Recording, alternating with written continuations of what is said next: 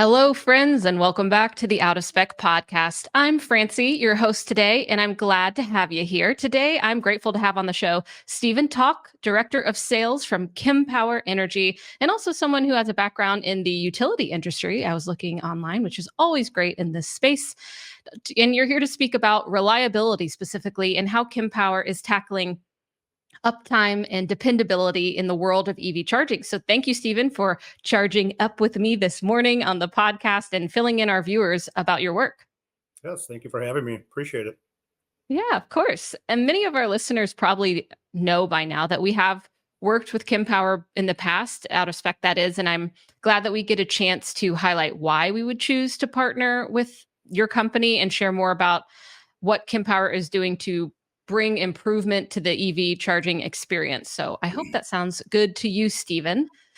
Yes, And it does. good. What comes to mind, of course, when I say reliability? I think of the experience of pulling up to a well-located and well-situated, set-up charging station, pulling up to the station with lighting and lit screens that are easy to use and understand, and plugging in my EV and getting a charge, and that being my usual experience as well. A consistent public charging experience. I plug in, I pay appropriately, I get the charge I expect to get, and I carry on. And obviously, Kempower is prioritizing reliability. You're crazy if you're not, but I want to see how you're going about it, specifically how you measure it and more. So, Stephen, maybe we start with firstly, how does Kempower ensure the uptime numbers that you want to reach? How do you ensure reliability? Do you ensure a dependable experience with your EV charging solutions? Yeah, thank you. Good question. I mean, that's where we're at right now too. Is it's all about reliability. It's the gas station experience, and people want that. You want to pull in. You don't want to have a charger down.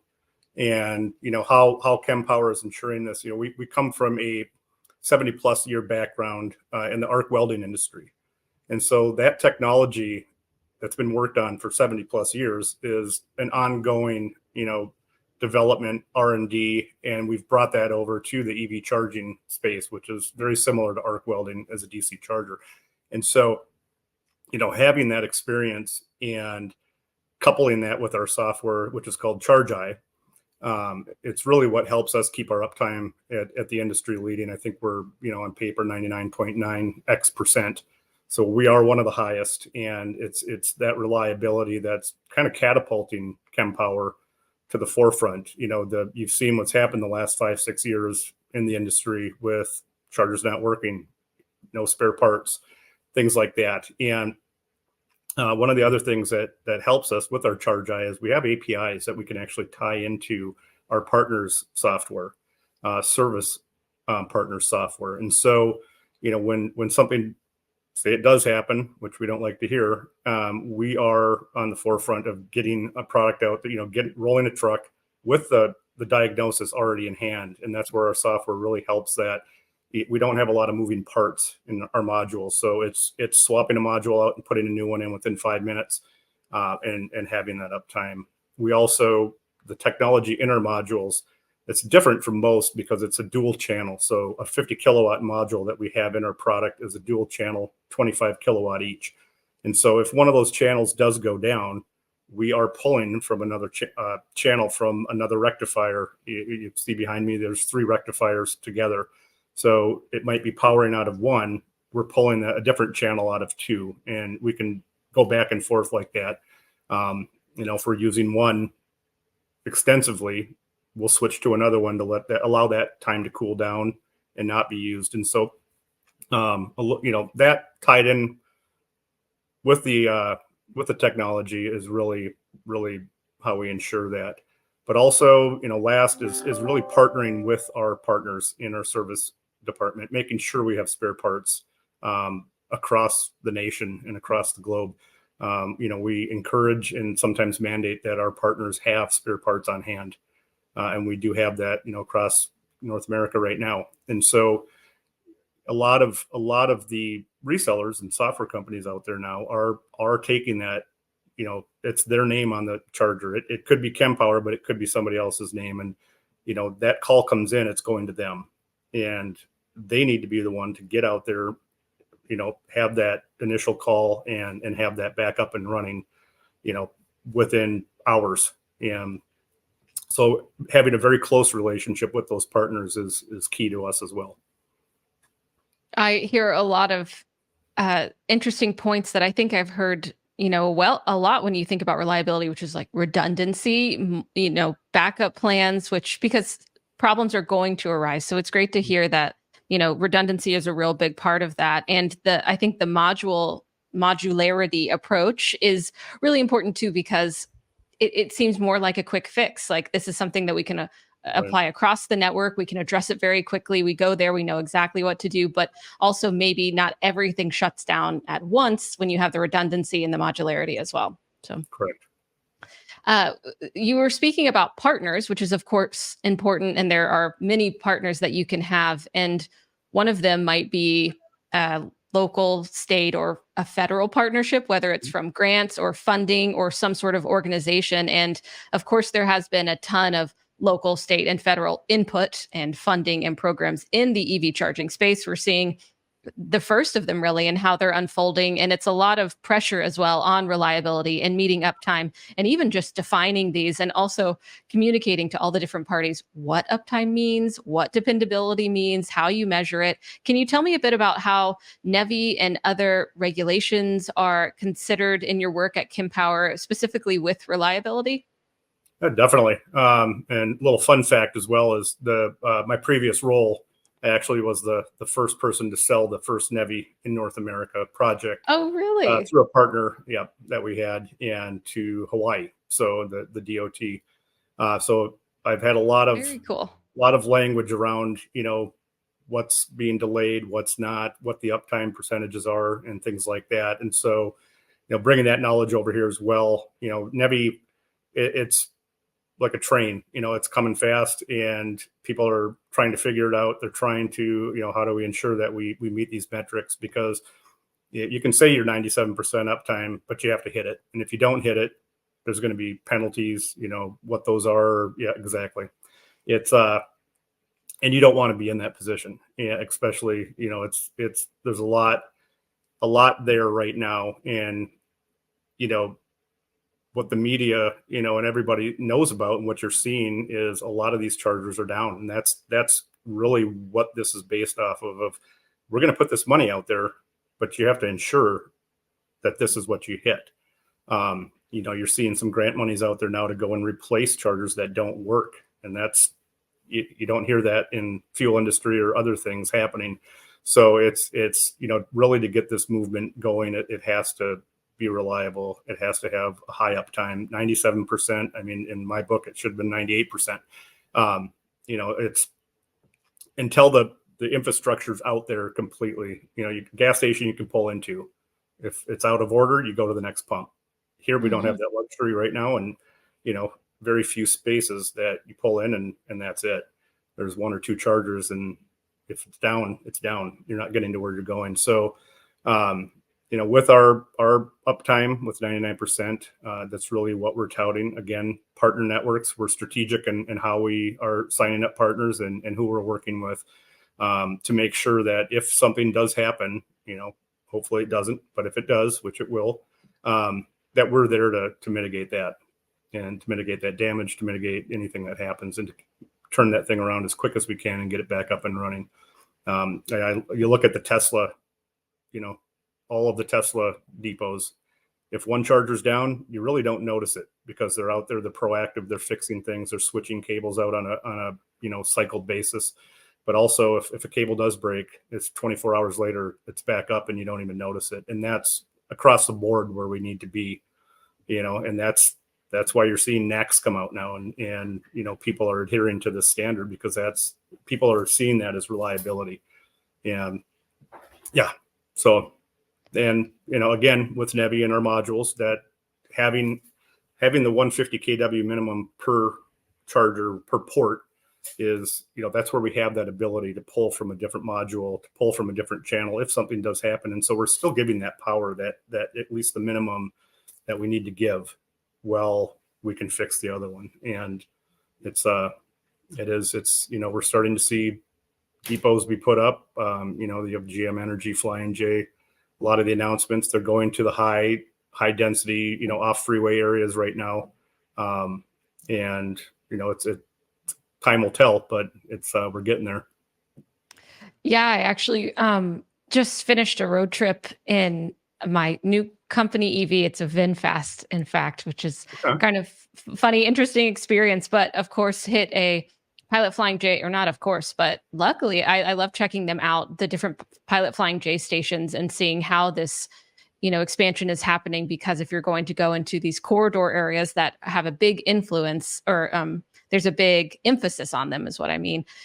They got to work, and of course, comparing them to gas stations, having them work when you pull up, and we never wonder if we're going to be able to get gas. It always happens. And I hear you when you say Tesla's response time is really set the standard. They run into issues, but responding quickly is very important. So it's also really cool to hear that you were involved in the Hawaii projects with Nevi, because I've been, of course, looking into that, and Hawaii is leading with kind of their timeline. So that's pretty interesting as Right. well. I bet that was a cool project to work on. Yeah, and I've worked with Hawaii in a nutshell. I guess we mentioned utility experience, and probably I won't date myself, but the last 18 years previous, a lot of it's been on Hawaii, because they're very, they want to be 100% sustainable, and so how they get there, they're looking at every single facet that they can. Very cool. Kind of an interesting insular experiment with how you can go so sustainable in a kind of smaller area than we see, which I think is really cool. And I see similar things, California, with all their initiatives. It's a lot of projects to take on, and a lot of experimentation that we're going to continue to see unfold. You need somebody to start it out, and lead, and they will follow. Exactly. Yeah, there's a tremendous amount of leading. And I would love to speak about Kempower's work. Of course, the hardware is essential in this, of course, but also software. I mean, there's apps, there's screens on the charger, there's the software on the back end that is required to make it easy to charge. Just hopefully one day we don't even have to think about it. Can you discuss a bit about Power's approach to software and user interface, and how you're working on those to enhance the overall reliability of charging and just better experience for customers when they pull up? So the software didn't come, as an afterthought to the product. It was developed with the product. It came from our parent company in the welding industry. It was part of Kempe and the welding family that we brought over as well. And we have a very strong R&D and engineering team that works on this constantly. We talk to our clients, we talk to the customers, we take the feedback, and we incorporate these quickly into the software where it makes sense. It's the ability to monitor, shut down, restart, and do quick diagnosis is, right off the bat, it's key. A lot of companies, they have the monitoring software that comes with their chargers, or, but is somebody proactively monitoring that? Are they doing that? There's a ton of software out there. So it's, do you use theirs? Do you use ours? Do you use someone else's? There's tons of apps. And, one thing we've done is we have a QR code that's on the screen. So when you plug in, all you have to do is take a picture of that QR code, and through the web, you have all your data right there. You actually can tap into it, see your battery percent. You can see the power curve, when it is expected to be done. And you can go get your coffee at Starbucks, or, go have lunch. And you can see that, and you don't have to have an app. So, with fleets, when you're doing a lot of trucks, you can have multiple windows open to see which one's done, and you got to go move it, things like that. So plug and charge is here, the ISO 15118. And so, this is the need for an app is kind of going to dwindle, I think, or get consolidated, and having the ability to just scan and go and not have an app and not wonder, I tell you, my dad could pull up and it would confuse him and he wouldn't even know how to charge. So it would, which app do I use? And having the ability to just scan that and go it's great. Another thing with the software and how we're using it is we also have it's called dynamic charging. People call it load balancing. There's a bunch of different ways to say it. But how our dynamic charging works with our software is we reserve what the vehicle needs. So we actually take the battery profile when the vehicle plugs in, and we build that profile. Even if it's a new vehicle that's not even registered yet, we'll start building a profile in our software. So if somebody plugs in a state over with the same vehicle, we start building that until somebody enters that vehicle in somewhere. And fleet wise, but publicly facing, when a lot of these chargers out there, when they're simultaneous charging, and so they're reserving 90 and the car can only take 25, we're taking that extra kilowatt and we're moving that to where it's going to be needed. So another car could pull in that can take a higher charge, has a bigger battery. We're going to move that over so we can capitalize off of those kilowatts and monetize those versus just having them stagnant because they're reserved by a rectifier or a charging station.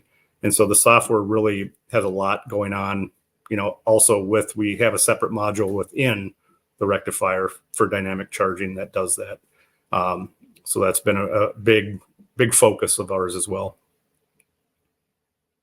I hear all the moving parts with the software, of course, what someone pulling up and charging would use, but also your fleet customers, which are managing kind of a wider array of vehicles, to the software that is you're using for diagnostics and making sure that your network is running correctly. So is it, or it seems kind of like you can have a full package, of course, the hardware from Kempower, but also the software coupled with it to ensure that, if you're partnering with Kempower, that it's going to go as smoothly as possible. So I'm sure there's a lot of research and development on that, and continuously seeing how we can use all the data that we're getting to make sure that things are running as smoothly as possible.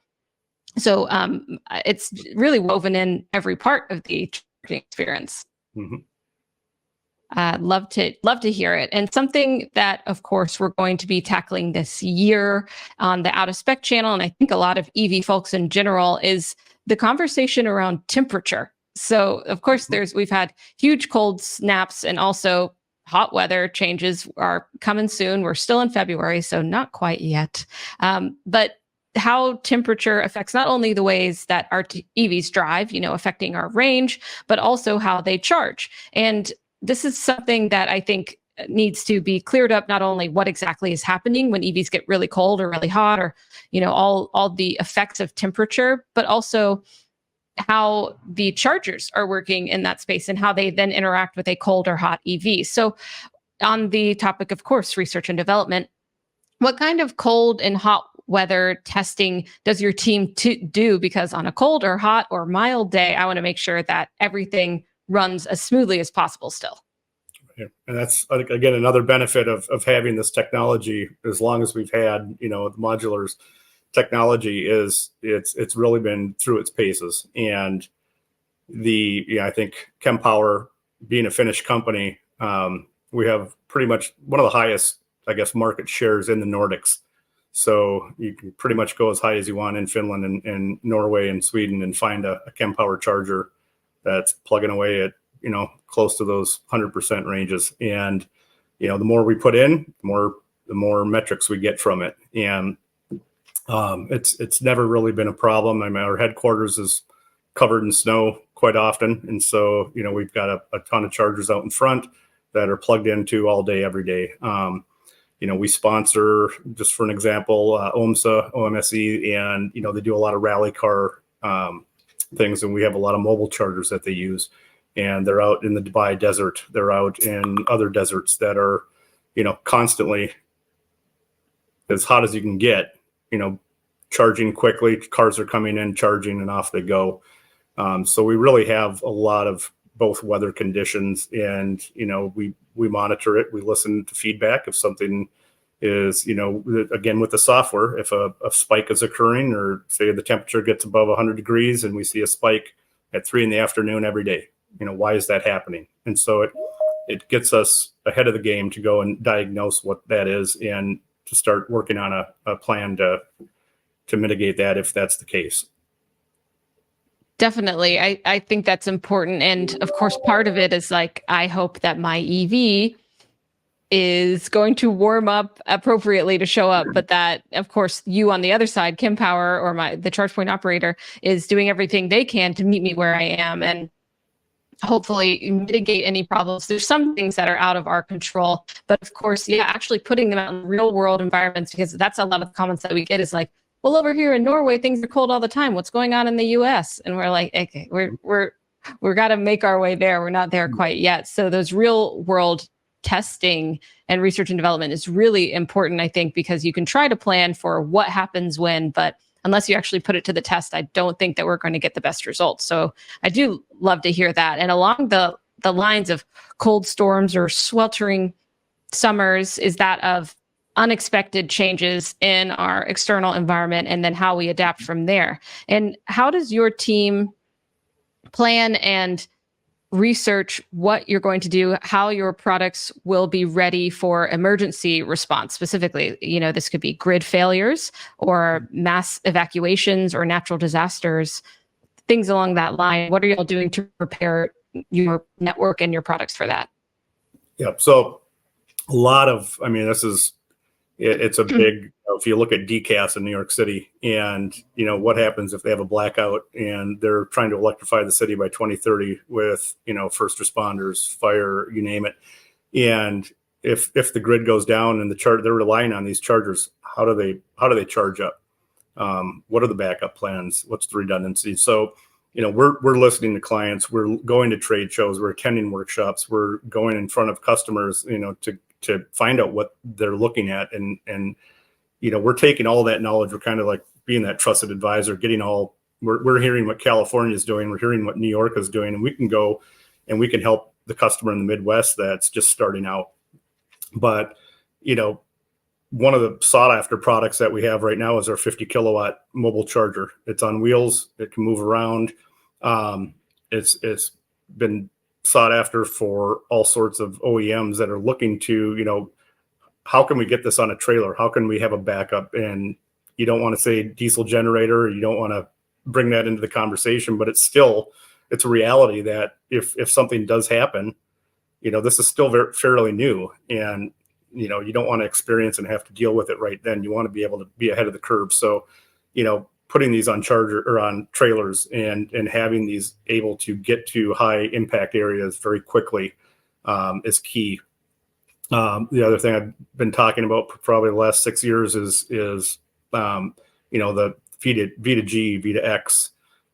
Puerto Rico, 4 years ago when the hurricane came through, it was a big topic of, if school buses were charged and that technology was available, we could have plugged into a crisis center, a community center, a school, and powered these up. And, you're seeing Ford Lightnings now having the ability to charge back. Tesla can charge back into the home. So they're powering up, making sure they're full at work. So if the grid goes down and their house goes down, they can plug into their house and power it up for 3 days. And so I think you're going to see a lot more of that, but that's, we're working closely with that V2G, that's coming up in certain releases. Level 3 is a lot different than level 2 on that technology. So it's getting there, but that kind of microgrid technology is going to be key, I think, going forward with a lot of, we have to have a way to power things up if the grid does go down, and it will in certain places. It's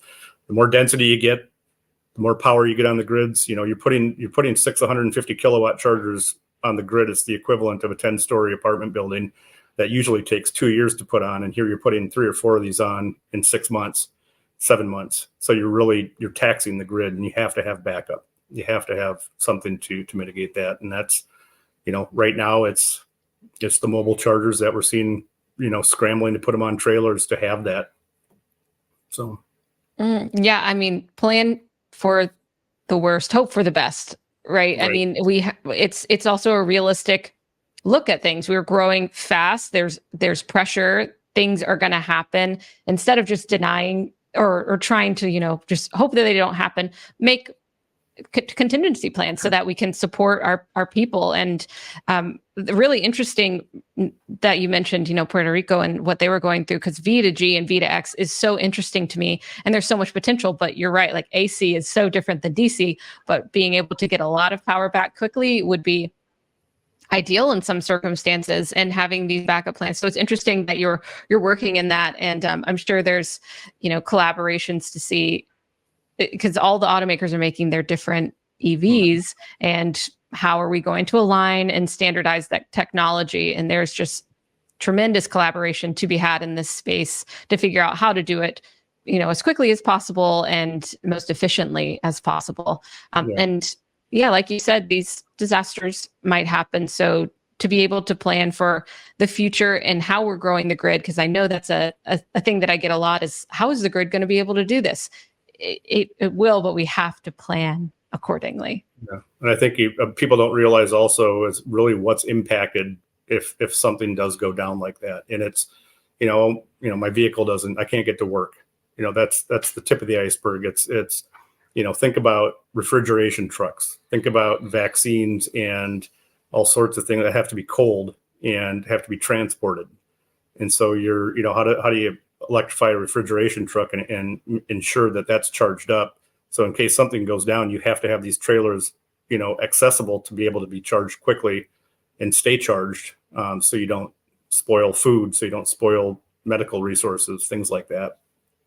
It's true. The impact is far bigger than your power being out for a while or not being able to get somewhere in your car. There's essential functions if we're going to really be electric, or even, just a bigger fraction of an electric society. We have to plan for those things. And solar, we love to say solar, but solar cannot power a semi truck. So we're going to have to figure out how to get a lot of solar. We'd need all the solar, I would say. Yeah. And of course, we know that problems arise, and that's okay. It happens. But what is the really, crappy part about charging sometimes is that a problem has existed at a station for who knows how long. And for some reason, the site host or the charge point operator has not triaged and addressed the problem before I have gotten there as an EV driver. And I want to know, what is the response from Kempower? What is the response time like when a station is down, in order to best support your customers? Because we know it happens. Y'all are planning ahead for, certain disasters, but also the everyday wear and tear that might happen at charging stations. So how do you make sure that when a problem arises, it's addressed? And how long as a customer can I expect, all right, Kempower is going to be there within X amount of time? Well, the best response is to not have a station down at all. Yes. But working, again, our partners are usually the front facing, visual to a Kempower charger. If it's behind the fence and you don't need the payment systems, things like that, then it can be Kempower. But for us, we have very, very strict warranties in place with our partners. It's they're striving to have they want within 2 to 4 hour response times to diagnose, and then after that, it's okay. Now what do we do? We've got the diagnosis, and with our software, again, we can tell, hey, this module's failed, go swap it out, and that's it. We don't have moving parts. It's just a module swap. But the SLAs we have then to go and be above and beyond the warranty that we have are very strict as well. So, we could have 2 SLAs with, a company providing tier 1 support and somebody providing tier 2 support, and then we provide tier 3 support. So there's multiple levels of how we work with our partners. But again, at the end of the day, it is a Kempower charger, and we see the metrics, we can see the data, and if something we're seeing that this charger's having issues more than others, it could be a proactive stance where we call up the customer and say, what's going on with this charger? We need to take a look at it. In Minnesota here, I follow the Minnesota Facebook EV page, and it's full of, I got here and it didn't work, or the cable was out and frozen, and this and that. And I've chimed in before and said, do this to the cable and plug it back in, or press this button or turn it this way, and so you can't do that to every charger, but it's really ensuring the partnership with our service and support partners. That's down. We are lucky to have a very reliable charging system, which helps, but there are things that will go wrong. Lightning can strike. I've been in a situation where a trolley drove by, and every time the trolley, this is a different company, but every time the trolley drove by, it would surge the charger and blow the board out. So, there's it's a lot of things that go on that you really don't think about of putting this in, and people want to see it work. They don't care that, it takes 6 months of permitting and conduit, and, you've got to do upgrades to the transformer. The utilities can't get the transformers in time. There's a whole bunch of behind the scenes, but it's, we have that time to build the site, for reliability, and to ensure we're putting the right products out there. We're not oversizing, oversubscribing, and, we're not going to blow a breaker if 6 cars pull into 6 chargers. There's a lot of behind the scenes that we're doing as well on that front.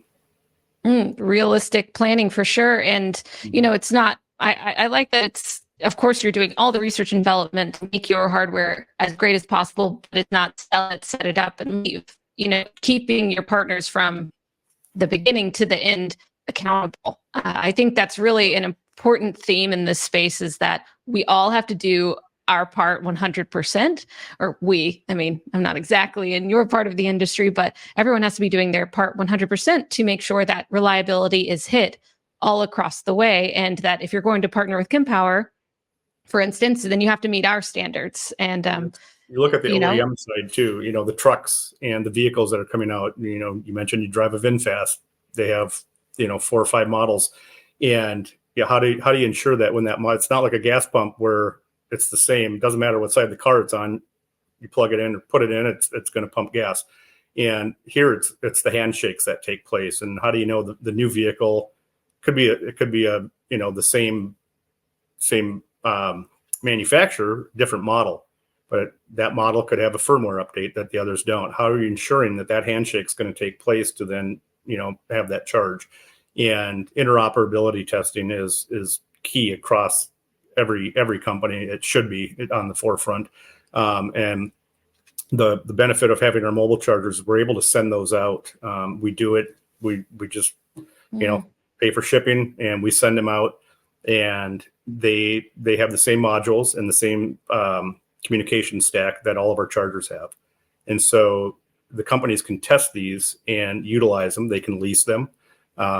We have programs like that, but it ensures that every vehicle they're working on is going to talk to our chargers. And, we want to make sure that happens.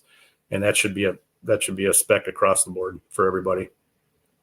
I completely agree. I worked in the public charging space as well. And we were like, every automaker, even if we don't have a partnership with you, get into the lab and test interoperability so that you have your information. We have the information we need to make sure everything works. Why not?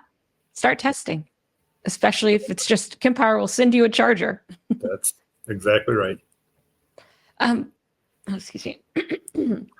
So thank you, Stephen, for joining me today. We got kind of a nice broad overview, but also some details of how Kempower is going about reliability, uptime, and dependability to make sure that not only what you're providing is as to your highest standards, but that your partners are also working to meet those standards. And that's kind of just a prerequisite for working with Kempower as well. So I really appreciate you joining me today. And if folks want to research Kempower themselves, I'm sure they can just Google it, but where is the best place to go to learn about Kempower? Sure. Kempower.com. Everything's there. It brings you globally. It brings you to North America, and very quick response time. We have leads that come right in from the web. So you can, if you just want to have a chat, put that in there, and somebody will get back to you right away. Nice.